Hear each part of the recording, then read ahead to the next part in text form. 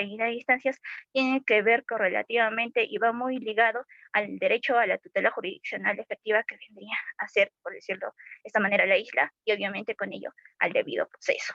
De hecho que hubieron varias sentencias en las cuales mencionaban, ¿no? que tenía que ver también con este derecho con correlativamente o iba ligado también al derecho netamente de defensa. Siguiente, por favor.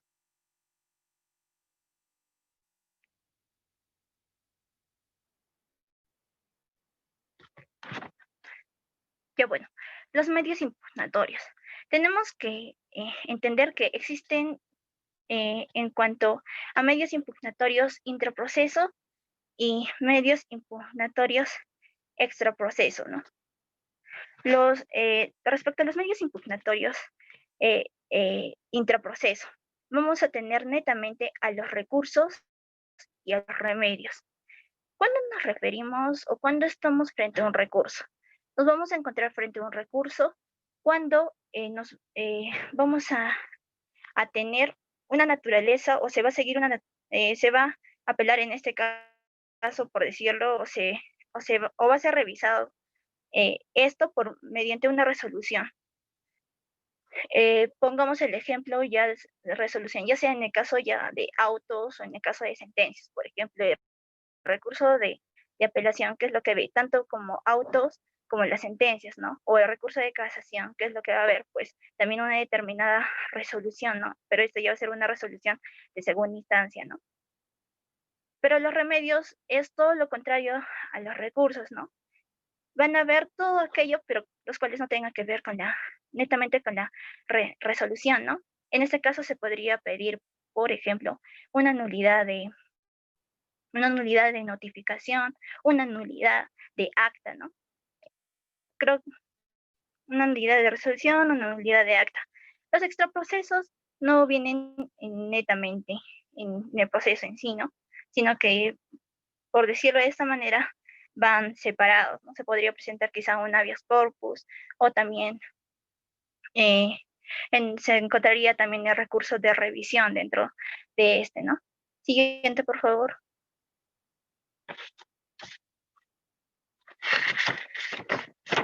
Bueno, ahora sí, como anteriormente les mencionaba, pues de hecho que existen principios netamente que van a regir a todos los recursos en general. El primer principio que tenemos, que es el principio de legalidad. ¿Qué nos dice el principio de legalidad? Nos menciona que el principio de legalidad solamente se pueden interponer los recursos previstos en la ley, ¿no? Y esto está estipulado en sí en el inciso 4 del artículo 1 del título preliminar en sí del Código Procesal Penal, ¿no? Asimismo, por su parte, el artículo 11 de la Ley Orgánica del Poder Judicial nos menciona que las resoluciones judiciales son susceptibles netamente de revisión en instancia superior. Obviamente, como anteriormente ya lo venía mencionando, y en ese mismo sentido, el Acuerdo Plenario 5/2018, ¿no? Menciona que la admisión de todos los recursos está condicionado a que éste se encuentre netamente en la ley. No podemos interponer otro recurso que no se encuentre en la ley, ¿no? Por ejemplo, escuchaba en este caso al doctor Almanza y mencionaba, ¿no?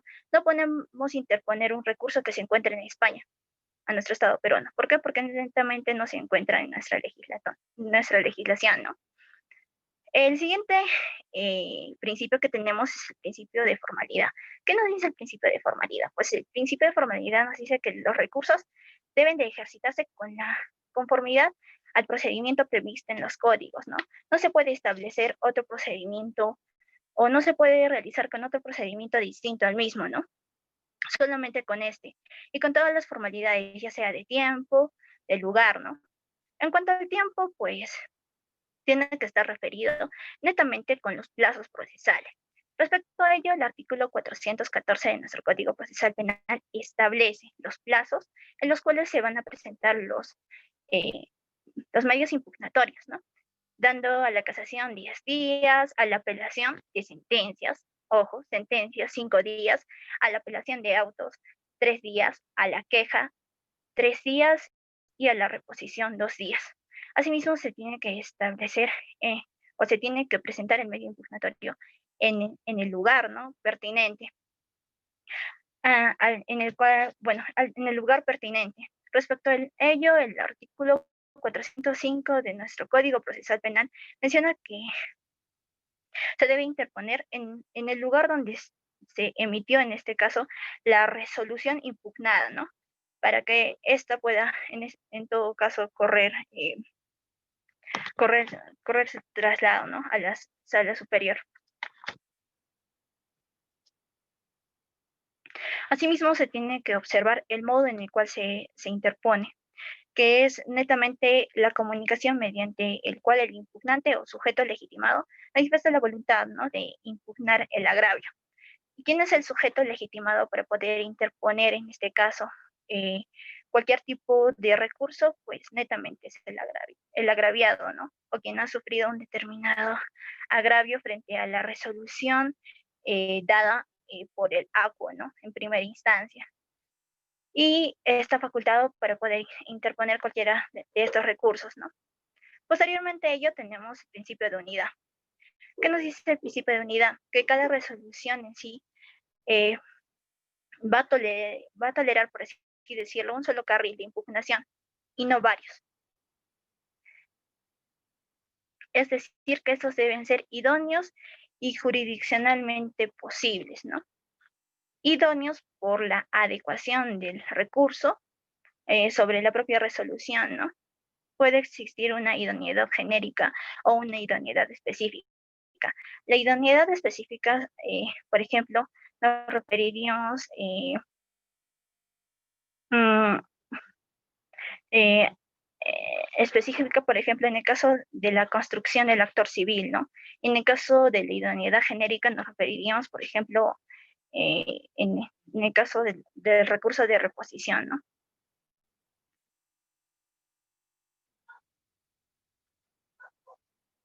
En el caso del principio de adecuación, el principio de adecuación se refiere netamente a la compatibilidad entre el recurso y los efectos que van a existir en sí entre el mismo, ¿no? Debe adecuarse cada recurso con los efectos que se van disculpen, eh, cada recurso con los efectos que se van a transmitir en sí del mismo, ¿no? Por ejemplo, en el caso de recurso de apelación, el recurso de apelación en sí se puede pedir en este caso, o qué es lo que se puede pedir a través de un recurso de apelación, pues ya sea la revocación o ya sea en este caso la nulidad, ¿no? Tienen que estar concordantes en sí, tanto el recurso con los efectos que se pueden generar, ¿no?, a través de esto. Disculpen mi celular.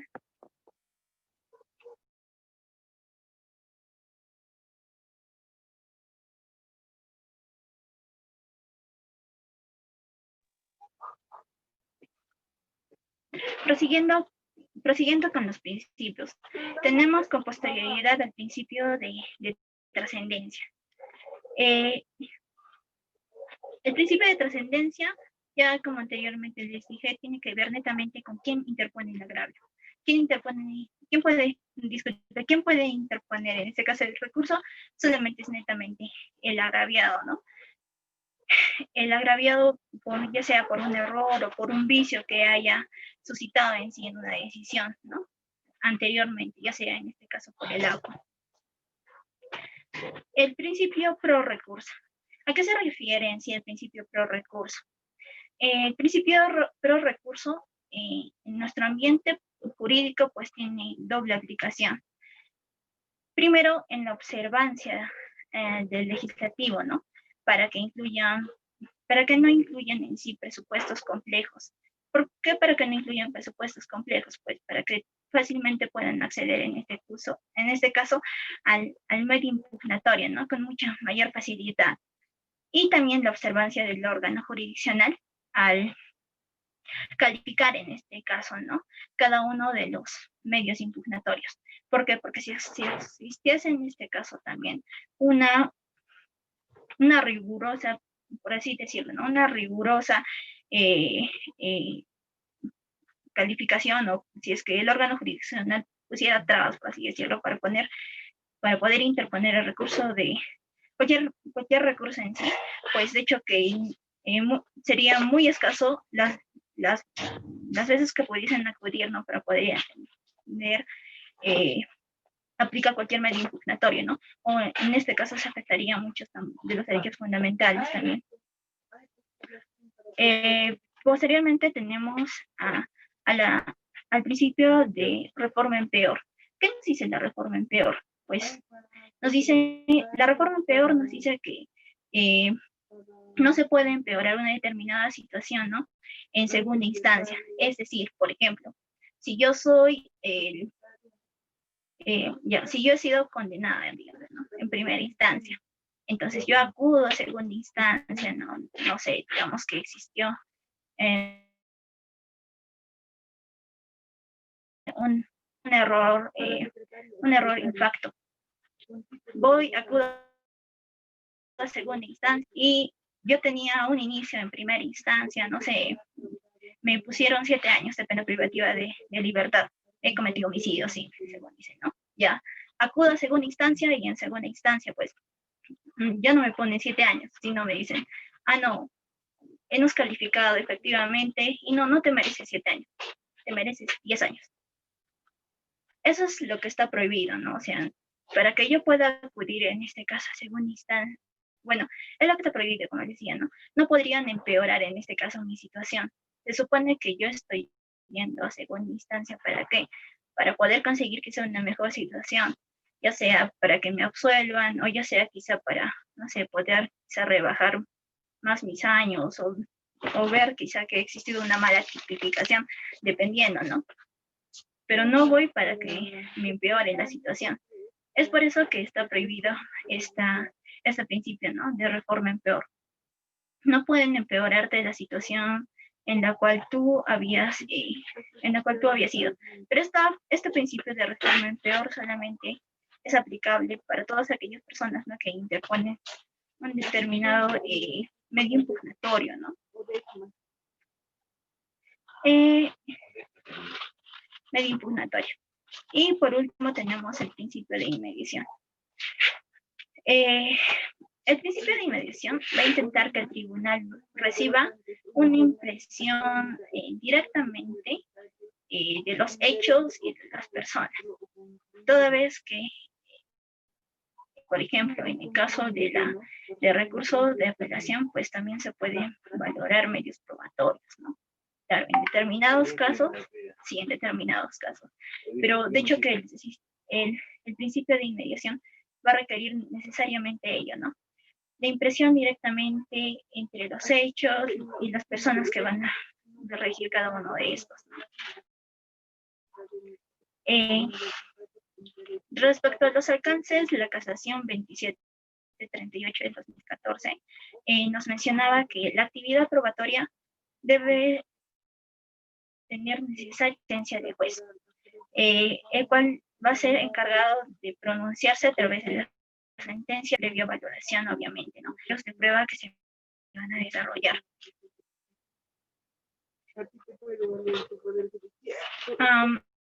Ahorita, bueno, siguiente, por favor. Voy a desarrollarlo los principios de esta manera, si bien es cierto, es un poco más amplio. Espero que me hayan entendido al menos lo esencial, ¿no? Siguiente, por favor. Supuestos de falibilidad. ¿Por qué es necesario poder saber los supuestos de falibilidad? ¿Por qué? Porque de hecho que es necesario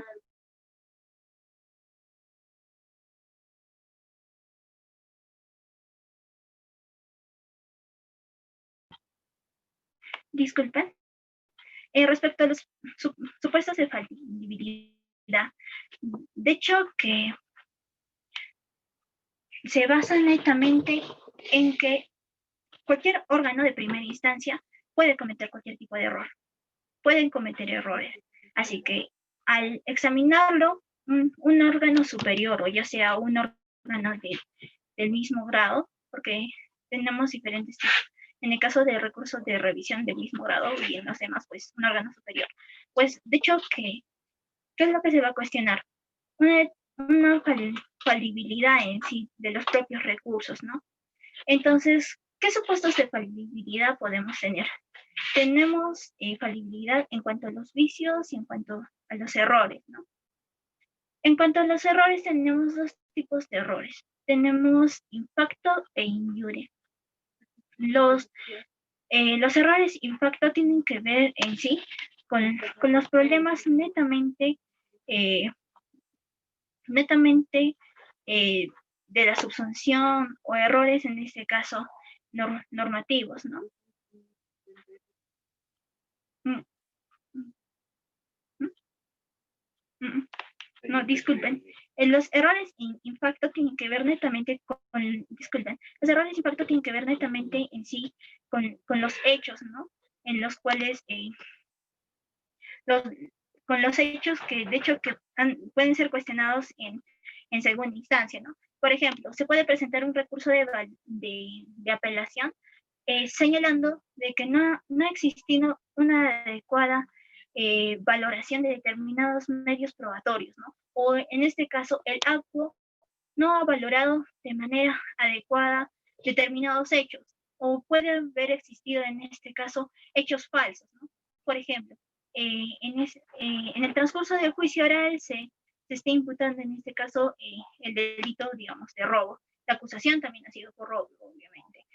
Se pasa todo el transcurso del juicio oral por el delito de robo y nos dice, por ejemplo, que Piero en fecha 22 de diciembre del 2019, pues estaba por la calle y pues se encontró con Piero Peña y bueno, ejerciendo agresión con él, pues ya, le roba su celular. Golpea a Piero Peña, le roba su celular y se va a la fuga. Esos son los hechos por los cuales se ha debatido todo el juicio oral. Pero, por ejemplo, en el caso de la sentencia, pues, en este caso el ACUO da hechos muy distintos, ¿no? Da hechos muy distintos a los cuales se ha dado en todo el transcurso del juicio oral, ¿no? Por lo tanto, se podría netamente acudir al APCAN, en este caso mediante apelación, ¿para qué? Para decir, ¿no? Cuestionar ello, ¿no? El ACUO en primera instancia ha emitido, en este caso, hechos falsos, o no ha valorado quizá medios probatorios, ¿no? En primera instancia, que de hecho que si es que los hubiese valorado, hubiese sido quizá mucho mejor la situación, ¿no? Quizá para mi patrocinado. Los errores injure tienen que ver netamente con la normativa, ¿no? Como dice, injure, con el derecho. Por ejemplo, cuando puede existir una mala tipificación de los hechos. Pongamos el mismo caso.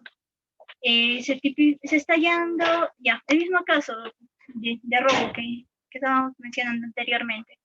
Pero esta vez, pues, durante todo el transcurso del juicio oral, no se comprueba la agresión.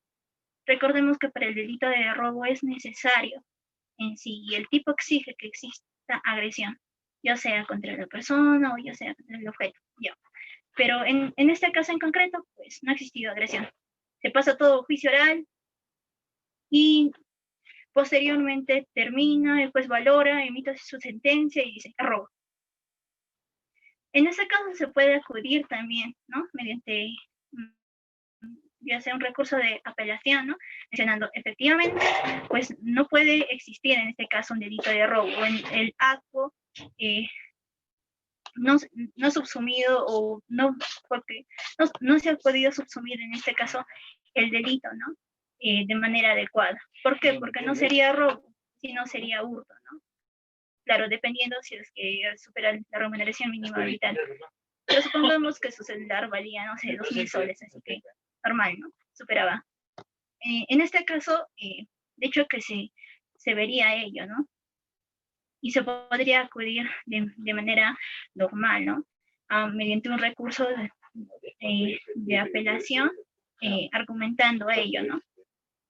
Ahora, en los errores hay que tomar en cuenta que se puede revocar o se puede reformar, pero solamente en los vicios se pueden anular, ya sea una nulidad absoluta o ya sea una nulidad relativa, ¿no? Los vicios se van a dar netamente por un defecto de motivación. Ya existe una motivación aparente, una falta de motivación, ¿no? O cualquier otro tipo de falta de motivación que pueda existir. O también se puede dar a través de un defecto de un trámite, ¿no? Es decir, que no se ha desarrollado de manera adecuada, ¿no? Durante todo el transcurso del juicio, ¿no? De una manera adecuada o se ha saltado una de las fases. Entonces, solamente en ese supuesto, pues también se va a presentar el vicio, ¿no? Recordemos que el vicio solamente va a ser para defectos netamente de trámite o aspectos objetivos en sí, y o también en el caso de motivación y los errores, pues en el caso de errores in facto o in iure, ¿no? Errores va a ser netamente, como les dije, ¿no? La revocación, que se revoque o que se reforme, ¿no? Y en el caso de los vicios, pues la nulidad. Siguiente, por favor.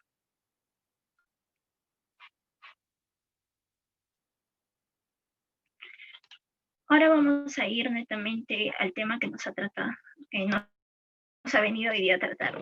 Bueno, ¿qué es el recurso de apelación? El recurso de apelación en sí viene desde años atrás, desde la antigua Roma. Se aplica el recurso de apelación. Y el recurso de apelación, de hecho, que es un recurso clásico, es de uso común y además es el más eficaz, ¿no? En cuanto lleva un examen más o menos minucioso, aparte también de primera instancia, para poder resolver, ¿no? Disculpen. Como estoy en su celular, pues está cayendo así. Pues ya, ok, sigamos. El recurso de apelación en sí es un recurso didáctico. Es un recurso didáctico y netamente ordinario, ¿no?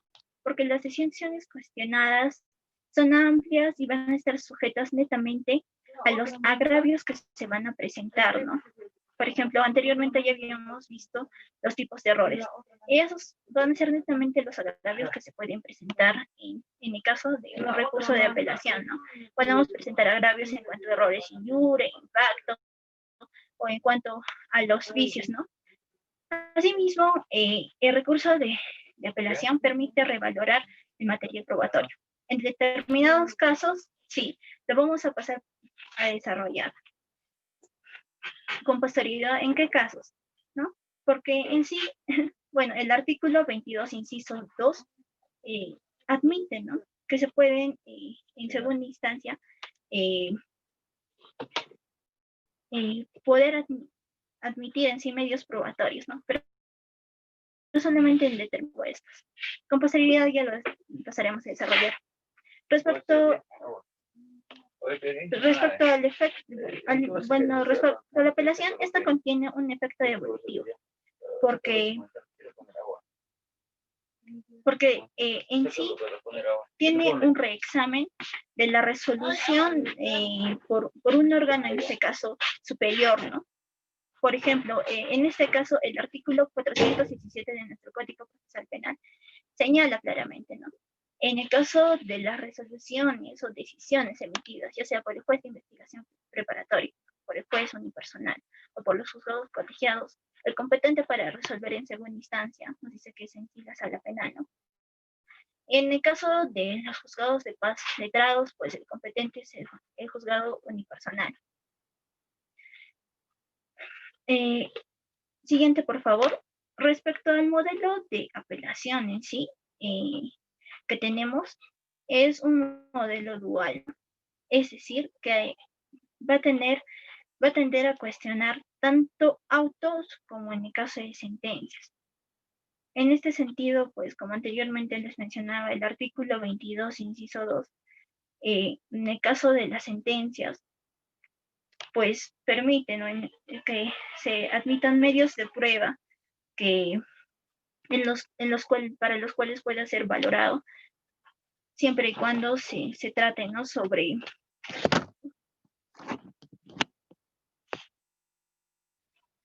el hecho en cuestión, ¿no? Por ejemplo, en el caso de que de que se quiera valorar, o sea, la culpabilidad o la inocencia, en este caso, de una persona. ¿Cuáles son los supuestos en los cuales van a ser admitidos estos medios de prueba? Tenemos tres supuestos en los cuales pueden ser admitidos y los cuales tienen que ser valorados y también argumentados según este, ¿no? Cada vez que, si es que quisiesen presentar un recurso, bueno, un medio impugnatorio, disculpen, una prueba en cuanto a recurso de apelación, ¿no? El primero es que no sé, que se van a admitir aquellos recursos que no se propusieron en primera instancia, ¿no? Por desconocimiento. Obviamente que si es que se desconocía, pues no se pudo interponer, ¿no? Y de hecho que van a dar un sentido muy distinto, ¿no? A partir de este. Tenemos el otro supuesto que en el caso de que, de hecho, que se haya tenido el medio impugnatorio, pero que se haya denegado, ¿no? Pongamos el caso de que hayamos presentado un medio, bueno, nuestra prueba, ¿no? O sea, ya sea testigos o ya sea peritos, ¿no? Pero en el control de acusación en primera instancia nos dijeron o nos rechazaron, ¿no? Ese documento, esta prueba, este perito, pues, entonces, ¿puede ser admitido en segunda instancia? Sí puede ser admitido en segunda instancia, pero hay una excepción, ¿no? Siempre y cuando se haya formulado la reserva del mismo en el momento pertinente, ¿no? Y el tercer supuesto, que es que aquellos medios probatorios los cuales fueron admitidos y no fueron practicados, ¿no? Ya sean por causas no imputables, ¿no? En este caso, al oferente o a la persona, ¿no? A la cual lo haya ofrecido. Por ejemplo, nosotros ofrecimos un perito, digamos, en primera instancia para que venga, pero por cosas no imputables, no sé, ya sea si nosotros somos abogados de la defensa y no puedo venir, o ya sea si es que somos Ministerio Público y no sé, se encontraba en un lugar fuera de no se le notificó, no vino y ya solamente se pasó su lectura, pues también puede ser valorado en segunda instancia, ¿no? Pero recordemos que, como les dije, esto tiene que ser adecuadamente eh, argumentado en cuáles de los puestos presentando nuestra media, bueno, nuestra prueba, tenemos que fundamentarlo en sí, en este caso, y también la utilidad, pertinencia y conducencia de cada uno de los medios probatorios, ¿no? Es decir, en qué va a ayudar al proceso y se tiene que especificar ello, ¿no? Por su parte, San Martín Castro nos mencionaba que respecto a nuestro sistema de apelación, pues tenemos un sistema restringido y un tanto formal. ¿Por qué restringido? Porque se va a regir netamente al control de lo que ya se había resuelto anteriormente, ¿no? Es decir, que el ACO va a evaluar, va a verificar si es que la sentencia, en este caso de primera instancia, ha sido, ¿no? En este caso, emitida de la mejor manera posible, por así decirlo, ¿no? Y formal, no, disculpen, y formalmente, ¿no? Si es que se ha dado bien y todo, todo ello lo va a verificar, ¿no? En este caso, el ACAN. En cuanto a pleno, porque de hecho que se faculta para que se pueda establecer o se pueda desarrollar una actividad probatoria en segunda instancia o en este caso en el recurso de apelación, ¿no? Lo cual no significa que se desarrolle un nuevo juicio oral. ¿Por qué? Porque de hecho que aquí se van a discutir en sí pretensiones en sí distintas, ¿no? A las cuales se habían abordado en primera instancia y van a ir en sí ligadas primeramente a los agravios, ¿no? Que se especifican en cada una de estas. Siguiente, por favor. Respecto a las facultades del órgano revisor y de la condena al absuelto. Las facultades del órgano revisor están en el artículo 419 de nuestro Código Procesal Penal y nos especifica que en el caso de la apelación, la Sala Penal Superior está facultada para poder examinar si los hechos fácticos o los hechos, si es que los hechos fácticos y los hechos jurídicos no han sido dados de la manera adecuada o han sido De manera bueno, luego tenemos también respecto al examen, ¿no? De la misma resolución o de la resolución, es que esta ha sido, bueno, si es que en esta incurre en cualquier tipo de nulidad o cualquier tipo de vicio. Respecto a este, pues en su último apartado nos menciona, como pueden verlo ahí de manera literal, en este último caso nos menciona que tratándose de sentencias absolutorias, podrá dictarse sentencias condenatorias. Este es el caso también de la condena al absuelto, ¿no? Que en primera instancia, pues, te absolvieron. El Ministerio Público, pues, presenta su recurso de apelación y en segunda instancia te condena. ¿Se puede condenar? Sí, se puede condenar. Se condena al absuelto. Pero, como mencionaba también Ibérico Castañeda, pues existe un problema respecto a ello, ¿no? ¿Por qué? Porque el recurso de casación establece determinados criterios en los cuales se debe de interponer el mismo. Es decir, que para irse a casación, pues se va de una vía excepcional, ¿no? No obstante, en estos casos no se encuentra la condena al absuelto. Por lo que, como señala Ibérico Castañeda, pues estaría en este caso vulnerando de alguna otra manera el principio de pluralidad de instancias, ¿no? Y también lo especificado en el Pacto Internacional de Derechos Civiles y Políticos.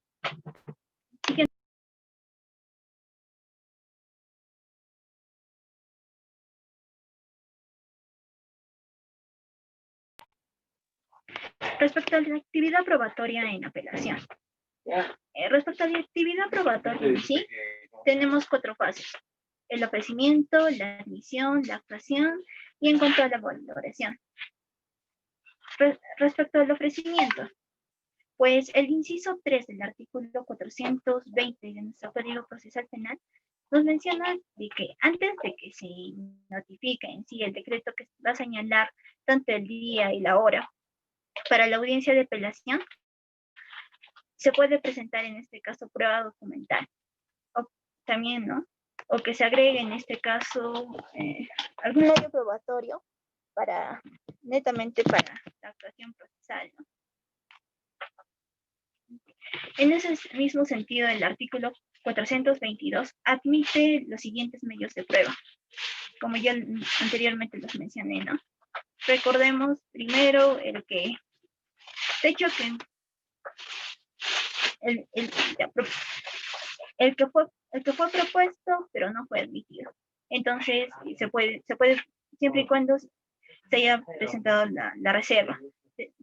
A otro medio probatorio no, cuando existan hechos nuevos, ¿no? O bueno, se haya dado hechos nuevos o se haya dado hechos o se haya dado medios probatorios después de admitidos en el recurso de esto, en el recurso, disculpe, en primera instancia, o se haya tenido conocimiento con posterioridad, ¿no? Y los que hayan sido practicados, ¿no? Los que no hayan sido practicados por causas imputables, ¿no? Lo oferente. Respecto a ello, pues la casación 56/2010 nos mencionaba que es esencial que el apelante pues ofrezca, ¿no?, un medio probatorio nuevo, pero siempre y cuando fundamentando también su pedido. Respecto a la admisión, pues en el mismo artículo 422 nos menciona que el colegiado va a tener en sí 3 días. ¿Para qué? Para pronunciarse sobre la admisión de cada uno de los medios probatorios. Puede excluirlos o puede excluirlos en este caso o puede, si no, admitirlos.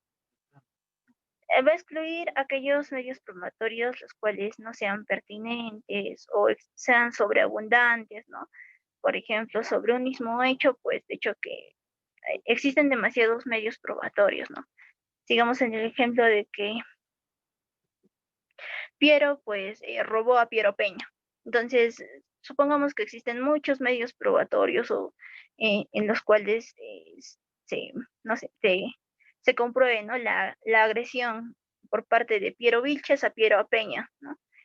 muchos medios probatorios sobreabundantes, entonces presentar uno más, pues ya no sería pertinente, ¿no? ¿Por qué? Porque ya se tienen medios probatorios con los cuales se compruebe ello, ¿no?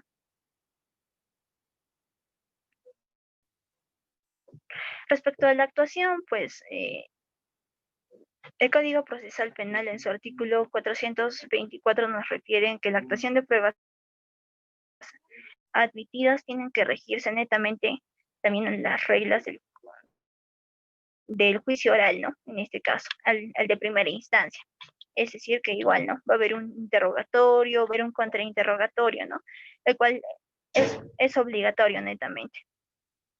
Y de la misma manera se puede darle, ya sea de las documentales, ya sea, eh, ya sea en el caso, ¿no? De que también se haya ofrecido como documental y que el perito no haya asistido, entonces también se puede leer en el caso de, eh, en, bueno, se puede dar, ¿no?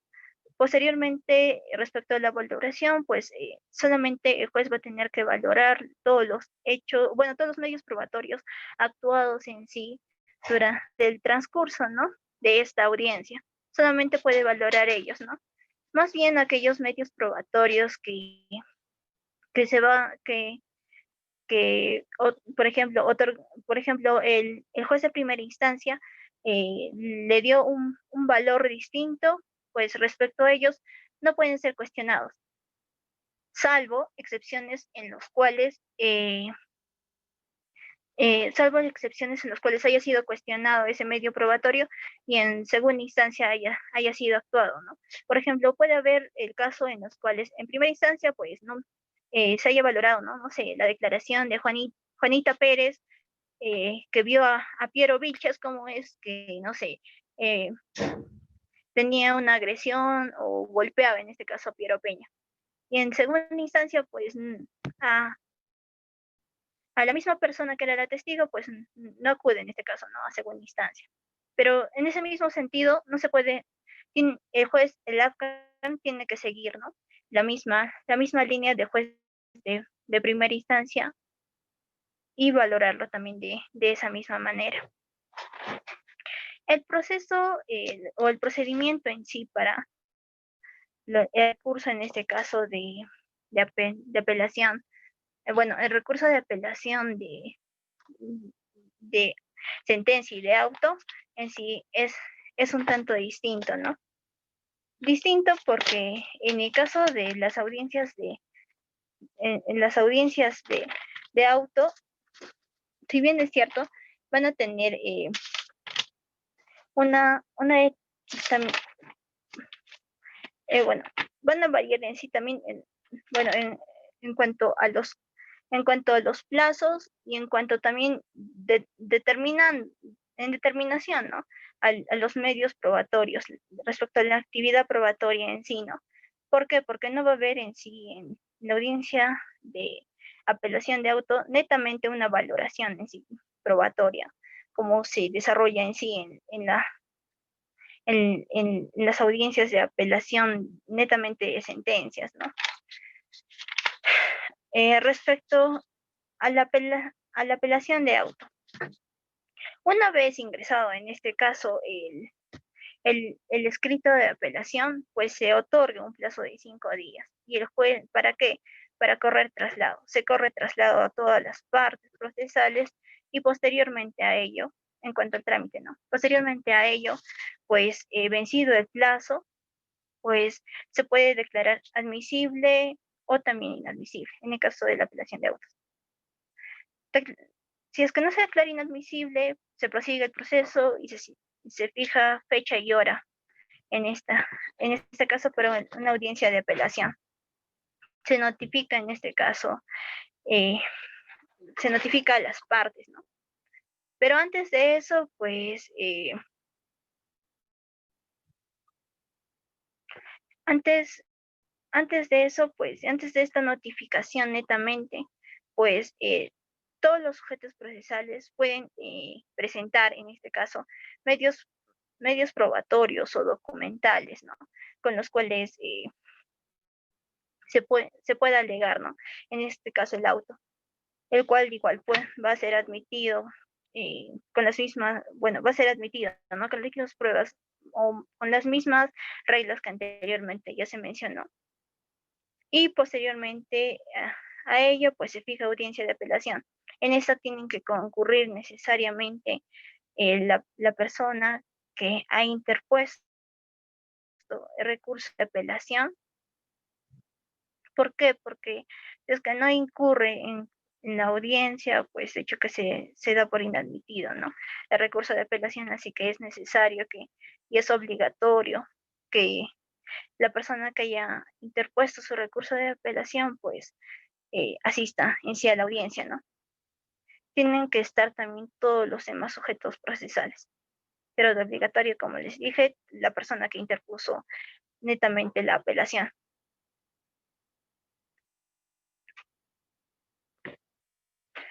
La audiencia asimismo es inaplazable, no se puede inaplazar y en este caso el juzgado puede preguntar a cualquiera de los sujetos procesales sobre, sobre el debate en sí procesal netamente, ¿no? El juzgado puede realizar preguntas ya sea al fiscal, ya sea al acusado, ¿no? Sobre también sobre su recurso de apelación, ¿no? Y pedir de alguna otra manera quizá esclarecimiento sobre la misma. Respecto a la apelación de sentencias, pues de la misma manera que al inicio de la apelación de autos, pues recibida la apelación, se les corre traslado por un plazo también de 5 días. ¿Para qué? Para que eh, estos puedan observar también en este caso la apelación, ¿no? Todos los sujetos procesales tengan conocimiento igual de la misma. Cumplida en este caso, los, cumplida en este caso la absolución y el traslado en sí que se les corrió, pues la sala superior pues puede declarar inadmisible o puede admitir en este caso, ¿no? El recurso de apelación. Si es que lo admite, pues solo en ese caso, pues va a comunicar a las partes. ¿Para qué? Para que puedan ofrecer medios de prueba en un plazo de 5 días.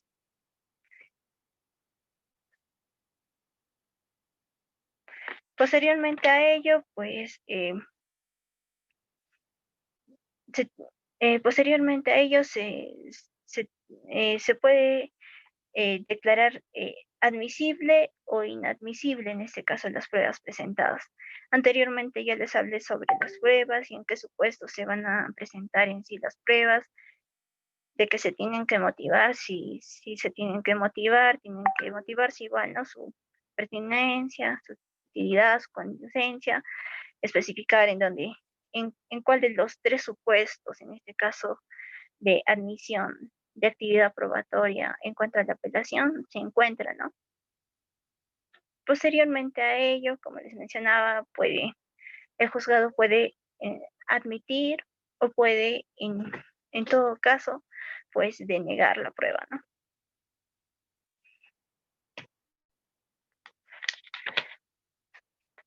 Una vez ya sea admitida o ya sea denegada, pues se pasa a la apelación, ¿no?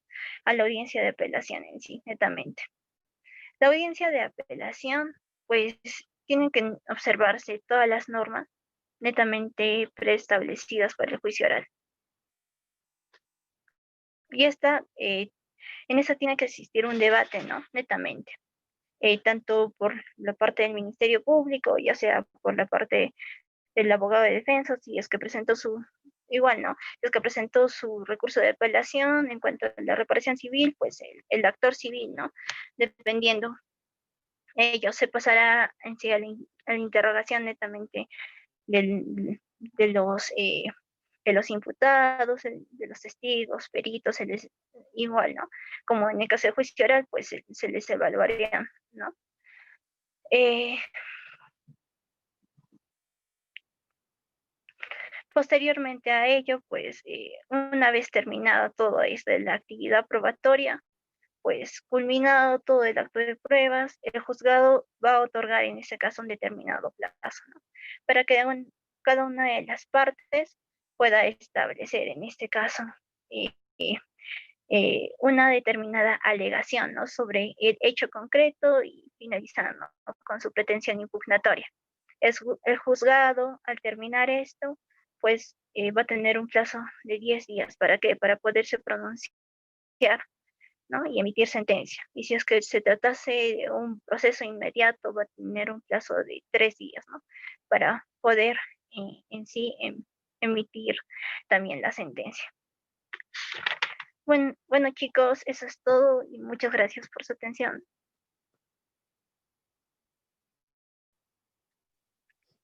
Bien, amiga Luz, excelente disertación, bastante claro, un tema bastante interesante, el del recurso de apelación, y a la vez también es un tema largo, ¿no? Es un tema largo el tema del recurso de apelación, así que ha estado bien explicado en el tiempo, ¿no?, que has podido disertar. Así que felicidades, Luz, por tu brillante disertación. Te agradecemos por lo que nos has podido compartir el día de hoy. Voy a dejar de